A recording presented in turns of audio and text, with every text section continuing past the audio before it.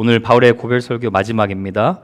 은혜의 부재로 은혜의 말씀에 맡겨진 써있나요? 은혜의 말씀에 부탁되다라는 부제모로 하나님의 말씀 증거하도록 하겠습니다. 한때 행복 수업으로 열풍을 일으켰던 하버드 대학교 교수 탈벤 샤하르라는 분의 수업의 내용이에요. 세상에는 행복을 추구하는 4가지 유형의 사람이 있다고 합니다. 첫째는 미래를 위해 현재를 희생하는 성취주의자라는 자들이 있고, 둘째는 현재를 위해 미래를 잊어버리는 쾌락주의자, pleasure seeker죠. 셋째는 현재도 미래도 포기한 허무주의자. 마지막은 현재의 즐거움으로 미래를 만들어가는 진정한 행복주의자가 있다고 합니다. 여러분은 어떤 유형과 좀 비슷하다고 보시나요? 바울은 확실하게 아마 4번째 유형인 크리스찬 행복주의자가 아닌가 싶어요. 바울은 언제나 그 현실의 어려움 속에서도 주님과 함께하는 즐거움을 통해 미래를 만들어가는 하나님을 언제나 바라볼 수 있었던 자입니다. 아시다시피 여러분, 불행한 자는 언어가 늘 과거형입니다. 그때가 참 좋았지, 예전에 참 좋았는데. 근데 여러분이 오늘 바울의 고별 설교를 잘 살펴보면 아시겠지만 굉장히 미래지향적이에요. 슬픈 상황인데, 헤어지는 상황인데 오히려 앞으로 하나님의 교회가 어떻게 하나님의 일을 잘 감당할 것인지 기대하는 마음으로 말씀을 전하고 있습니다. 저는 그런 미래지향적인 믿음의 비결이 32절 이 한 구절에 잘 녹아져 있다고 생각을 하는데, 한번 보세요. 지금 내가 여러분을 주와 및 그 은혜의 말씀에 부탁하노니 그 말씀이 여러분을 능히 든든히 세우사 거룩하게 하심을 입은 모든 자 가운데 기업이 있게 하시리라. 바울은 자신의 성격과 재능으로 교회를 세우지 않았음을 분명히 밝히고 있습니다. 성격과 재능으로 교회를 세우면 성도들이 다 바울만 쫓아가려고 해요. 목회자만 쫓아가려고 해요. 근데 바울은 오늘 뭐라고 분명히 얘기하고 있죠? 주님과 그의 그 은혜의 말씀에 여러분을 맡깁니다. 이렇게 얘기하고 있어요. 여러분, 호랑이는 죽어서 무엇을 남깁니까? 가죽을 남기죠.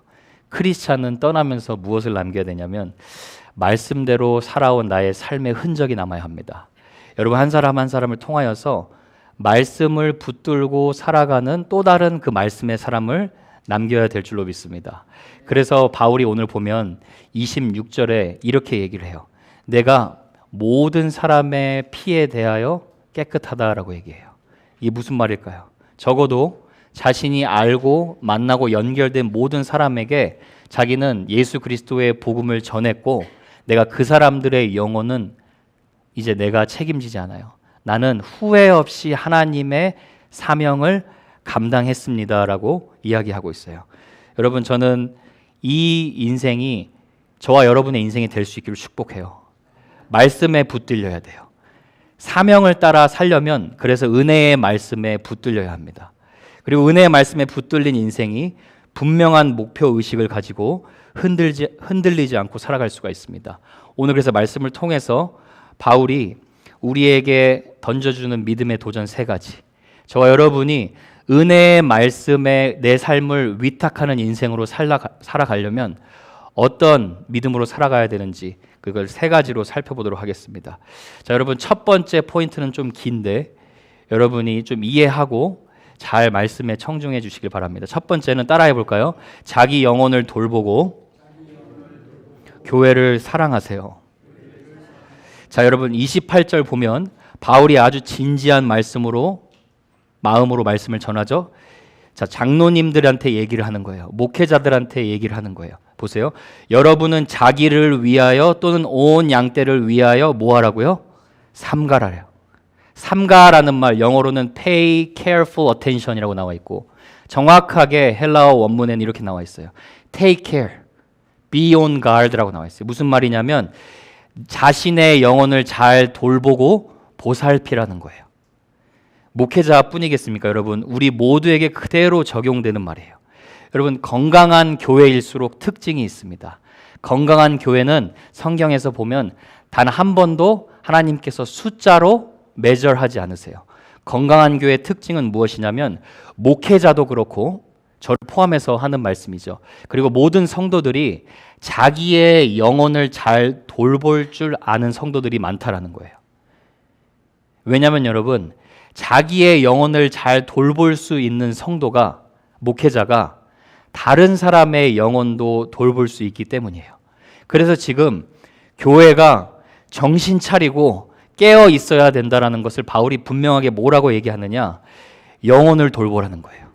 여러분 한번 생각해 보세요. 여러분의 외모도 돌보죠. 여러분의 체력도 돌보시죠. 근데 여러분이 내 영혼을 돌보고 있는가 늘 점검하라는 거예요. 안 그러면 마지막 때에 형식만 남는 종교 생활 흘러갈 수 있다는 거예요. 그래서 영혼을 돌보라는 거예요. 여러분, 건강한 교회는 나의 내면을 늘 주님 앞에서 돌보는 영적인 치열함이 있어요. 깨어 있음이 있어요.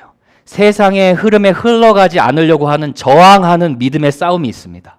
그리고 주님 안에서 레스트, 주님 안에서 진짜 쉼과 안식을 찾으려고 하는 그 믿음의 선한 싸움이 있다는 거예요.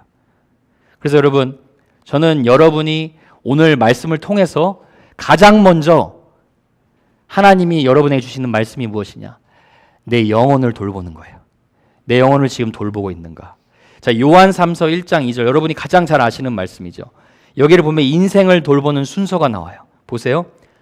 사랑하는 자여, 네 뭐가요? 네 영혼이 잘됨 같이. 자, 사랑하는 자여, 일단 크리스찬이 돼야 된다는 얘기예요. 위로부터 새로 태어나서 새 마음으로 인생을 해석하며 사는 자가 돼야 돼요. 위로부터 새로 태어나야만 새 눈을 가지고 하나님만이 보여주실 수 있는 영적인 가치를 보면서 살아갈 수 있어요. 위로부터 새로 태어나야만 하나님의 말씀이 내 귀에 들리기 시작해요. 위로부터 새로 태어나야만 내 새 입으로 새 언어를 말하면서 살아가기 시작해요.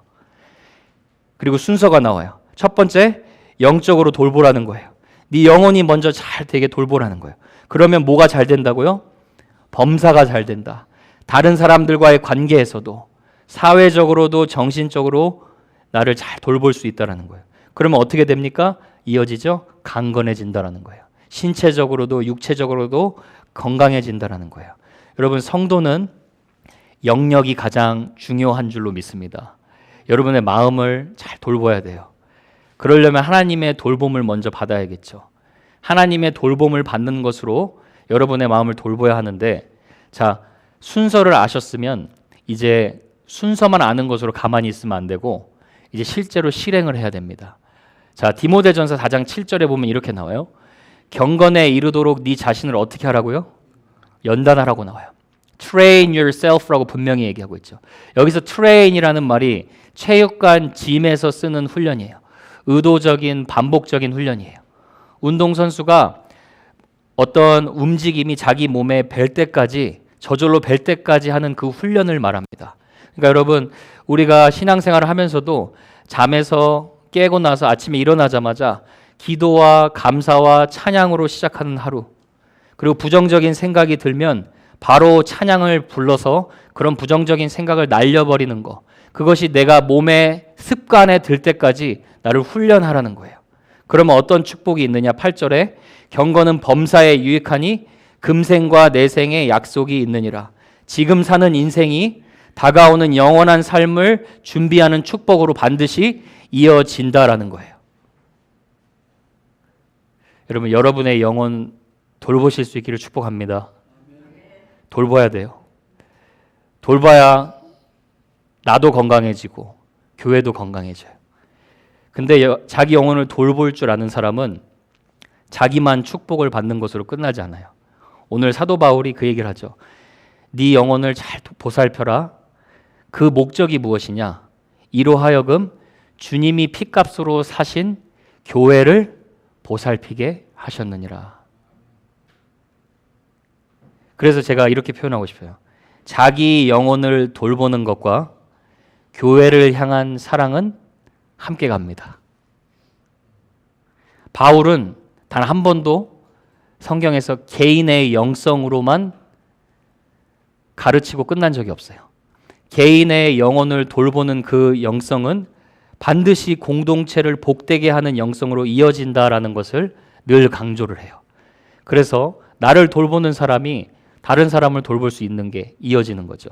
자, 여러분, 이렇게 바울이 공동체를 잘 보살피라고 하고 강조한 이유가 있어요. 그 이유가 오늘 본문 말씀에 나와요. 오늘 본문 말씀 29절에 보면 잘 보세요. 내가 떠난 후에, 바울이 이제 이 밀레도 지역을 떠난 후에 사나운 이리가 여러분에게 들어와서 그 양떼를 아끼지 아니할 것입니다 라고 얘기해요. 자, 여러분, 바울이 떠나고 나면 외부에서 교회를 공격하기 위해 들어온다라는 거예요. 자, 사나운 이리가 무엇일까요? 잘못된 이단적인 가르침을 말하겠죠. 예수님을 따르지 못하게 하는 잘못된 세상의 사상들을 얘기하겠죠. 그리고 예수님만 이용해서 이 세상 복을 추구하게 하는 번영 복음을 말하겠죠. 이런 것들이 외부에서 교회를 공격하는 것들이에요.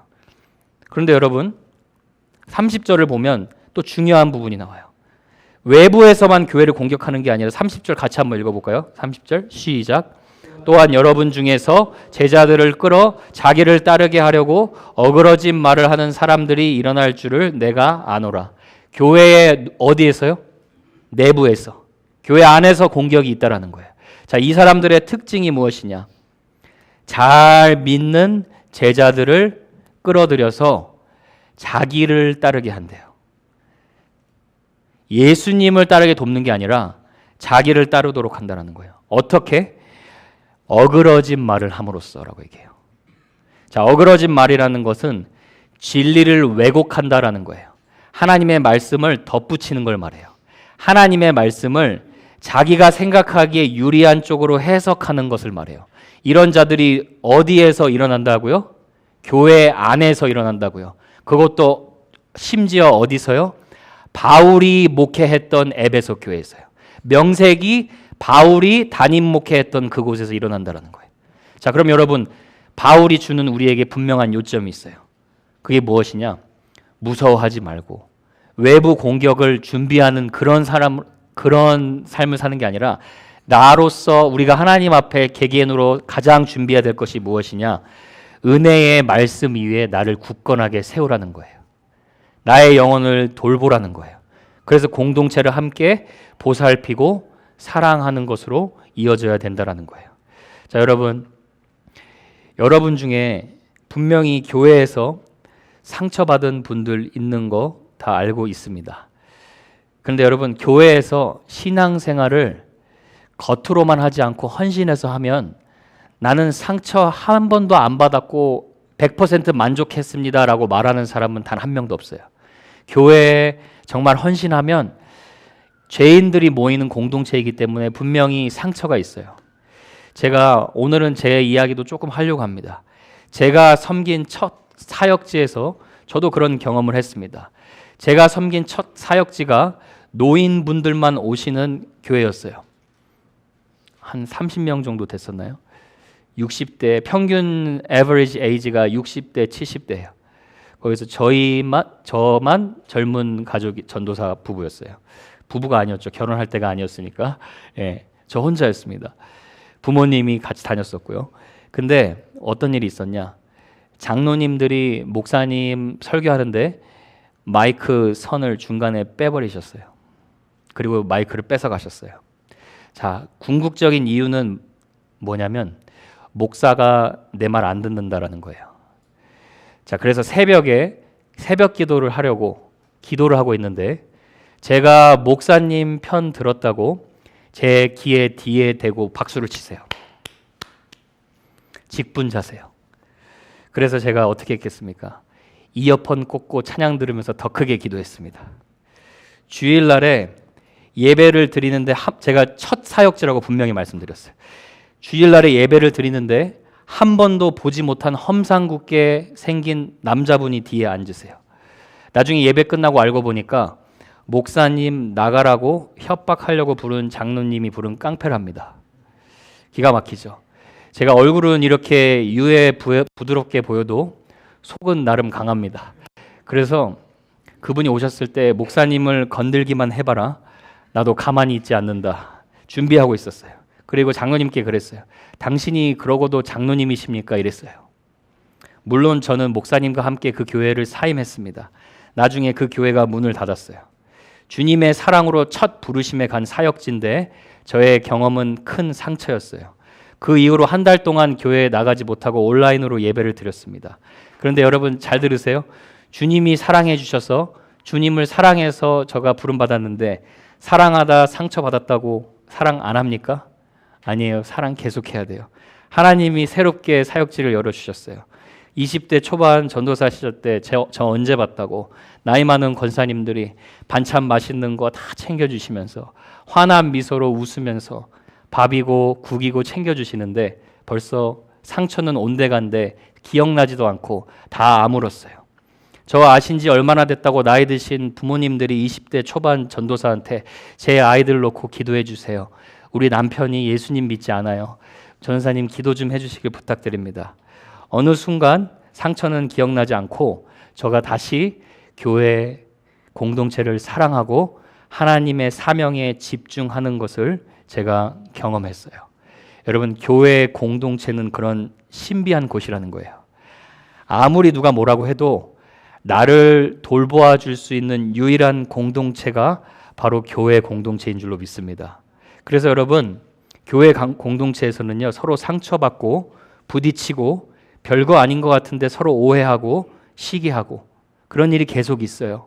그런데 여러분 기억하셔야 돼요. 주님은 그 과정 가운데 저와 여러분의 모난 부분을 깎으시고 다듬어 가시면서 가장 아름다운 하나님의 자녀로 빚어 나가신다라는 거예요. 그래서 저와 여러분이 저희 서로의 영혼을 돌보면서 서로의 짐을 짊어주고 여러분의 짐을 또 우리가 함께 짊어줄 때 하나님께서 우리를 돌보아 주시는 그런 두 순환의 은혜가 계속해서 경험되어질 수 있기를 주님의 이름으로 축복합니다. 두 번째로 바울이 주는 믿음의 도전은 돈에서 자유함으로 주님을 섬기라는 거예요. 자, 여러분 33절 보세요. 내가 아무의 은이나 금이나 의복을 탐하지 아니하였고 여러분이 아는 바와 같이 이 손으로 나와 내 동행들이 쓰는 것을 충당했습니다. 바울은 물론 선교사였기 때문에 자기가 곳곳에 돌아다니면서 자기가 일을 해서 또 자기가 필요한 것들을 채웠다라고 얘기를 하고 있어요. 한마디로 이 말은 무슨 말이냐면 돈에 대해서 자유함으로 주님을 섬기라는 거예요. 자신은 사역의 대가로 은이나 금을 탐하지 않았다라고 분명하게 얘기하고 있어요. 자, 여러분 다시 한번 제가 분명하게 말씀을 드리겠습니다. 신앙생활에서 여러분의 믿음의 진실성은 반드시 여러분의 재정을 통해서 드러나게 됩니다. 아멘 소리가 작죠? 어쩔 수 없어요. 어쩔 수 없어요. 하나님이 우리에게 맡기신 돈을 어떻게 사용하고 어떻게 생각하는지를 보면 여러분의 믿음이 진실인가 아닌가를 알 수가 있어요. 그래서 예수님이 복음서에서도 천국에 대한 언급보다 기도 많이 해라에 대한 언급보다 재물의 위험성에 대해서 가장 많이 이야기하셨어요. 자, 여러분 제가 여러분한테 지금 헌금 많이 하라 이런 1차원적인 이야기를 하는 것이 아니에요. 자, 마태복음 6장 21절 보세요. 예수님이 이렇게 말씀하세요. 네 보물이 있는 그곳에 뭐가 있다고요? 네 마음이 있다. 자, 24절 보세요. 한 사람이 두 주인을 섬기지 못한다. 미워하거나 사랑하거나 하나를 중요하게 여기거나 하나를 별거 아닌 것처럼 경히 여긴다. 너희가 하나님과 재물을 겸하여 섬기지 못한다. 자, 주인의 자리에 하나님이 계시든지 주인의 자리에 돈이 있든지 중립지대는 없다라고 얘기하는 거예요. 돈은 여러분 주인의 자리에 있으면 안 돼요. 돈은 저와 여러분의 종의 자리에 있어야 돼요. 돈은 결코 우리의 좋은 주인이 될 수가 없습니다. 돈은 저와 여러분의 좋은 종이 될 수가 있어요. 제가 지난 주일날 여러분 밤에 운전하다 범퍼에 부딪혀가지고 스페어 타이어로 갈아 끼는 해프닝이 있었습니다. 다행히 이틀 동안 차를 움직일 일이 없어가지고 그대로 이제 스페어 타이어 갈아놓고 파킹을 해놨는데 일주일 내내 그 창문 너머로 그 스페어 타이어만 보이는 거예요. 왜 신경이 쓰여서 뭘 제대로 집중할 수가 없어요. 근데 여러분 알고 보니까 인간의 뇌가요 끊임없이 스트레스를 받는 원인 중에 하나가 자이가르닉 효과라는 게 있대요. 그게 뭐냐면 해야 할 일을 끝내지 못하고 머릿속에서 내보내지 못하면 계속 신경이 쓰여서 현재의 일에 집중을 못한다라는 거예요. 이거를 앨런이라는 어떤 한 그 저자가 원래 자리에 있지 않아서 신경 쓰이는 모든 것이라고 얘기를 해요. 그러니까 여러분 그 스페어 타이어에 원래 바퀴가 있지 않으니까 제가 설교 준비하는데 계속 신경 쓰이는 거예요. 언제 저거 갈아 껴야 되나. 스트레스 받고 불안한 거예요. 근데 여러분 지금 주님이 말씀하신 원리가 딱 이런 거예요. 돈은 종의 자리에 있어야 돼요. 예수님이 주인의 자리에 있어야 돼요. 근데 돈이 주인의 자리에 있으면 계속 신경 쓰이는 거예요. 우리의 삶은 계속 두렵고 불안한 거예요. 여러분, 예수님만이 여러분의 주인의 자리에 앉아 있기를 축복합니다. 그 주인에 다른 사람이 앉아 있으면, 돈이 앉아 있으면 내가 앉아 있는 거야. 내가 앉아 있는 것만큼 불안하고 괴로운 인생이 없어요. 여러분 한번 생각해 보세요. 예수님을 믿는다라는 것은 인생의 주인이 바뀌었다라는 거죠. 그렇죠? 다른 말로 죄에서 구원받는다라고 얘기하지만 구원이 무엇인지 한번 생각해 보세요. 내가 얽매이던 것에서 자유함을 얻는 거예요. 내가 묶여있던 것에서 자유함을 얻는 거예요. 그리고 하나님의 다스림을 받는 거예요. 저도 예수님 만나고 가장 먼저 경험한 은혜가 돈의 얽매임에서 풀려나는 은혜였어요. 돈이 내 인생의 전부라고 생각하면서 살았는데 예수님 만나고 가장 먼저 경험한 게 돈에서 풀려난 거예요. 자, 여러분 오해하지 말고 들으세요. 제가 오늘은 하나님에 대해서 좀 간증을 하는 거예요. 전도사로 부름받아 사역했을 때 저는 사례비 받지 않고 일했어요. 그 처음 그 이상한 사역지 있죠. 오해하지 마세요. 거룩해서 아니에요. 전도사는 사례비를 받고 섬기는 것인지 몰라서 안 받았어요. 때로는 뭘 잘 몰라서 오는 은혜도 클 때가 있어요. 제가 6개월 정도 섬겼는데 담임 목사님이 저를 부르셨습니다. 교회에서 형편이 안 되니까 미안하니까 신학교 학비라도 조금이라도 보태라고 장학금을 주셨어요. 그래서 제가 그때 이런 거 왜 주시냐고 그랬더니 그때 저한테 얘기해 주세요. 원래 전도사로 사역하면 사례비 받는 거예요. 그때 제가 사례비라는 것을 알게 됐어요. 그 이후로 이제 교회 사역지로 옮겼습니다. 그리고 나서 어린 아이들한테 설교하고 목사님이 저를 이렇게 부르십니다. 다음 주부터 섬기실래요? 그래서 네, 그러겠습니다. 그러시더니 갑자기 흰 봉투를 이렇게 꺼내세요. 흰 봉투 열어봤더니 100불을 주세요. 100불 왜 주시냐 그랬더니 기름값이에요. 기름값. 제가 그때 그랬어요. 목사님 안 받겠습니다. 세상에 기름값 하라고 100불 주는 교회가 어디 있어요. 근데 목사님이 그때 그래요. 원래 받는 거예요. 그래서 받았어요. 그때 여러분 전 기억해요. 저 흰 봉투 100불 받고 차 안에 앉아서 혼자 펑펑 울었어요. 펑펑 울면서 운전하면서 갔어요. 100불이나 주셔서 행복해서가 아니라 제가 그때 다시 느꼈어요. 하나님이 내 아버지 맞구나. 하나님이 정말 내 인생 책임지시는 분 맞구나. 여러분 포인트는 이거예요. 생명을 주신 분이 하나님이시면 우리가 예수님 통해 하나님의 자녀로 입양됐다면 우리 하나님 아버지는 여러분 반드시 끝까지 책임지시고 기르시고 먹이시는 분이심을 믿을 수 있길 바랍니다. 우리 사랑하는 여러분 오늘 바울이 얘기하는 거예요. 세상의 것 탐하지 말라고요. 더 많이 벌려고 악착같이 살지 말라고요. 돈이 여러분의 인생 주인 되도록 내버려 두지 말라는 거예요. 저와 여러분은 주님의 피값으로 사신받은 귀한 하나님의 자녀인 줄로 믿습니다. 여러분의 주인은 예수 그리스도세요. 여러분 예수 믿는 사람이 이런 매력이 있어야 되지 않겠어요? 예수 믿으면서 평생을 세상 복 구하면 되겠습니까? 세상이 보고 뭘 배우겠어요? 예수님 믿고 너나 나나 똑같이 세상 복 구하면 우리가 어떻게 세상과 차별이 있겠습니까? 그래서 여러분 바울이 이런 얘기를 했어요. 빌립보서 4장 11절에 보면 내가 궁핍함으로 말하는 것이 아니니라 어떠한 형편에 드든지 나는 자족하기를 배웠나니 나는 비천에 처할 줄도 알고 풍부에 처할 줄도 알아 모든 일 곧 배부름과 배고픔과 풍부와 궁핍에도 처할 줄 아는 일체의 비결을 배웠노라. 그리고 나서 한 말씀이 내게 능력 주시는 자 안에서 내가 모든 것을 할 수 있느니라예요. 진짜 능력은 무엇이냐? 가난하면 가난에 처할 줄 아는 게 능력이고 부하면 감사할 줄 아는 게 능력이고 내 인생의 진짜 보물은 예수님 뿐입니다. 고백할 수 있는 게 진짜 능력이라는 거예요.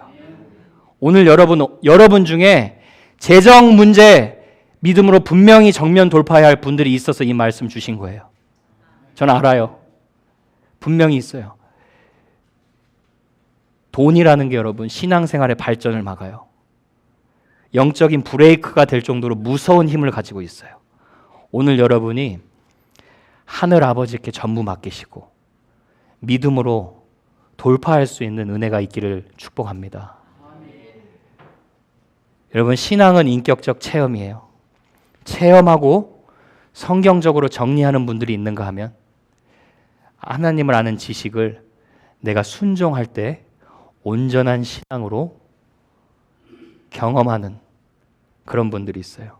오늘 저와 여러분이 하나님께 받은 거 하나님 뜻대로 사용하는 진정한 자유인이 되실 수 있기를 축복합니다. 마지막으로 바울은 돈에서 자유한 성도가 어떤 삶을 실천하는지도 알려줘요. 보세요. 받는 것보다 주는 것이 복임을 믿고 실천하세요. 이게 세 번째 포인트예요. 자, 35절 보세요.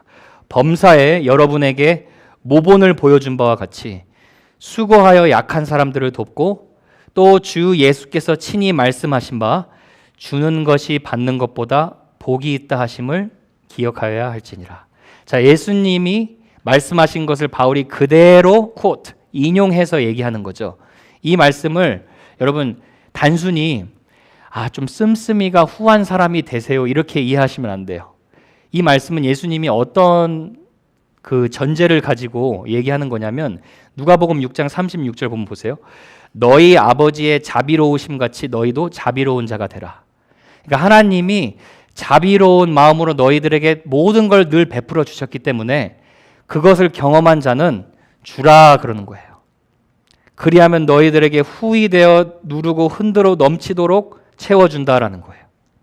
그러니까 하나님이 나에게 모든 것을 주셨다라는 것을 믿는 자가 하나님처럼 다른 사람들에게 베풀고 주는 인생으로 살아갈 수 있다라는 거예요. 자, 여러분 이 부분을 이해하려면 성경에서 말하는 복이 무엇인지 분명하게 통과하고 그 다음 신앙생활을 해야 돼요. 자, 여러분 성경에서 말하는 복이 무엇입니까? 히브리어로 바락이라고 얘기하는데 성경에서 말하는 복은 하나님과 나와의 올바른 관계예요. 자, 우리 집중해야 돼요. 우리 저기 누구죠? 우리 예은이도 집중해야 돼요. 내가 다 깨울 거예요. 예, 이 부분 통과하면 문이 열리는 거예요. 자, 복은 예뻐지는 것도 복인데 복은 내가 모으고 예뻐지고도 복인데 성경에서 말하는 복은 하나님과 나와의 올바른 관계를 복이라 그래요. 영어로는 state of being connected with God이 복이에요. 자, 여러분 이거 진짜 복 맞습니까? 맞습니까? 우리가 다 복받기 원하고 좋아하죠. 그런데 하나님은 그러는 거예요. 너희가 예수님 믿었니? 너희가 내 아들 믿었니? 그러면 너희의 존재 자체가 복이다 이렇게 얘기하는 거예요. You are the blessing이라고 얘기하는 거예요. 여러분 창세기 12장에서 아브라함을 부르실 때 우상 섬기는 가정에서 아브라함을 부르실 때 하나님이 가장 먼저 한 약속이 뭐예요? 너는 복이 될지라. 너는 복의 근원이 될지라.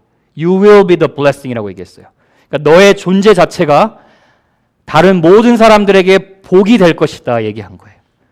자, 누가 말씀하셨다고요? 하나님이요. 변하지 않는 하나님이 말씀하셨으면 진실이에요. 진짜예요. 그런데 여러분, 왜 우리가 하나님 외에 다른 복을 더 구할까요? 하나님이 우리의 복인데, 하나님이 우리의 전부인데 왜 우리는 하나님 말고 또 다른 복을 자꾸 구할까요? 이 부분 통과해야 주는 자가 받는 것보다 복이 있다라는 것을 실천할 수가 있어요. 이게 은혜로 체험되어진 자만이 진짜 남들에게 주는 게 진짜 복이구나 실천할 수가 있어요. 그래서 여러분 크리스찬의 복은 패러독시컬한 거예요. 역설적인 반전의 은혜예요. 자, 여러분 마태복음 5장에 보면 예수님이 팔복을 얘기하시죠. 그 복 다 하나하나 여러분 읽어보세요. 전부 다 반전의 복이에요. 제가 두 가지만 앞에 거 읽어볼게요. 심령이 가난한 자가 복이 있다. 그들이 천국을 볼 것이다 라고 얘기해요.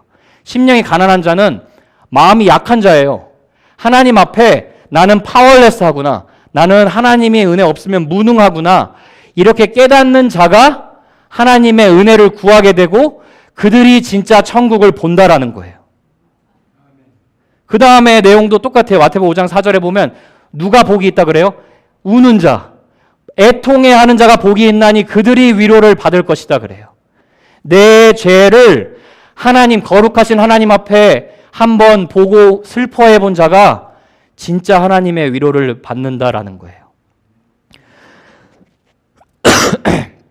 다 역설적인 복이라는 거예요. 여러분, 우리 최근에 우리 아들이 과테말라 가기 전에 이제 우리 아들도 제가 억지로 보내거든요. 반 억지로. 근데 아들이 저한테 그래요. 아빠 과테말라 가서 나 선물 뭐 사줄 거야 이래요. 제가 어이가 없어가지고 제가 이 녀석아 과테말라 네가 선물 사러 가는 게 아니라 선물 주러 가는 거야 이렇게 얘기했어요. 내게 있는 건 네게 주노니 예수님 나누고 예수님 선물 주러 가는 거야. 그랬더니 옆에서 와이프가 그러더라고요.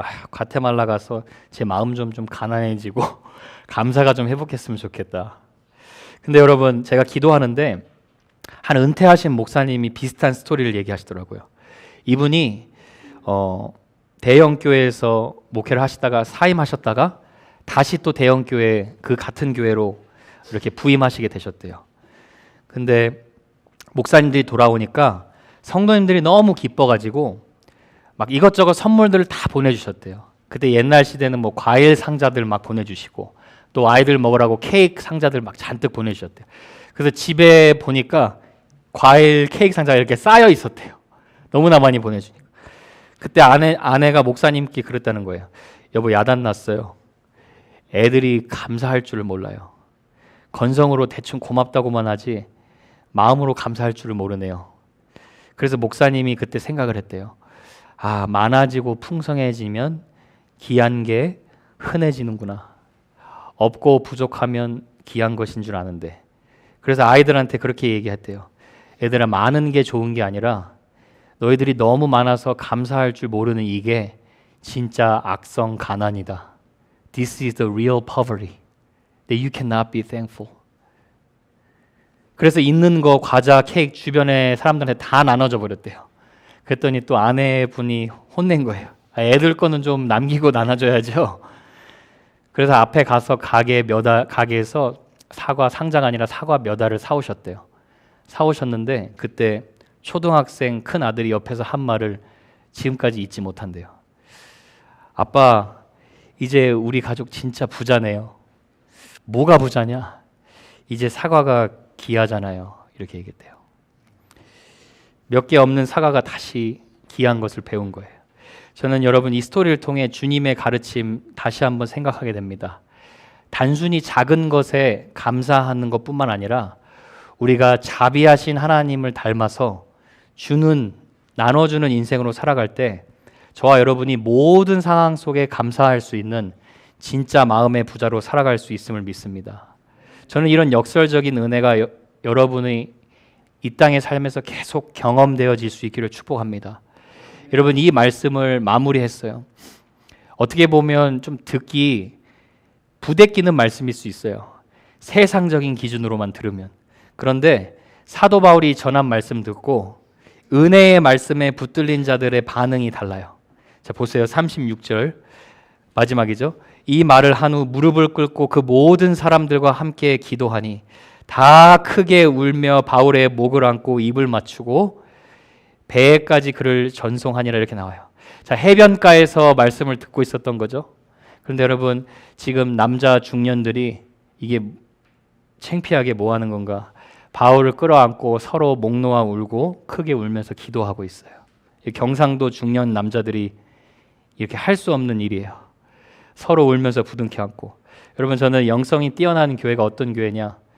남자들이 주님의 사명 때문에 서로 부둥켜 안고 눈물 흘릴 수 있는 교회가 진짜 영성이 뛰어난 교회인 줄 믿습니다.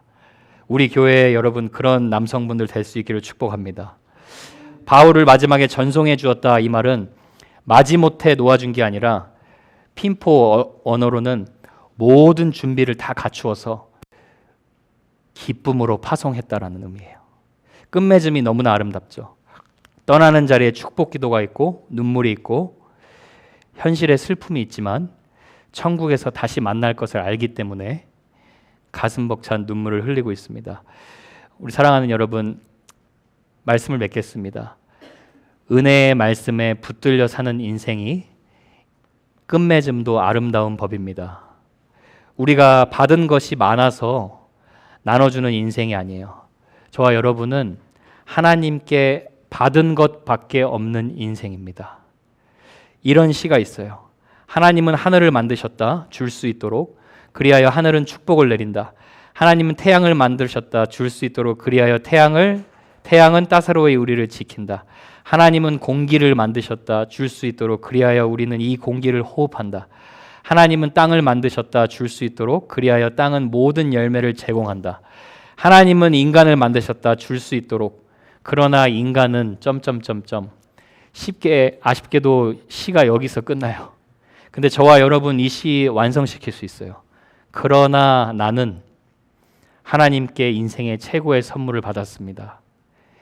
예수 그리스도가 내 인생의 주인인 구원의 선물을 받았습니다. 그분이 나를 먼저 섬겨주셨고 내 죄를 깨끗하게 해주셨고 의롭다 해주셨습니다. 나는 그분의 한결같은 사랑받는 존재로 매일매일 살아갑니다. 그래서 주님의 영광을 위해 주는 인생이 가장 행복한 인생임을 나는 믿습니다. 여러분, 이 고백이 저와 여러분의 고백이 될 수 있기를 축복합니다. 기도하겠습니다.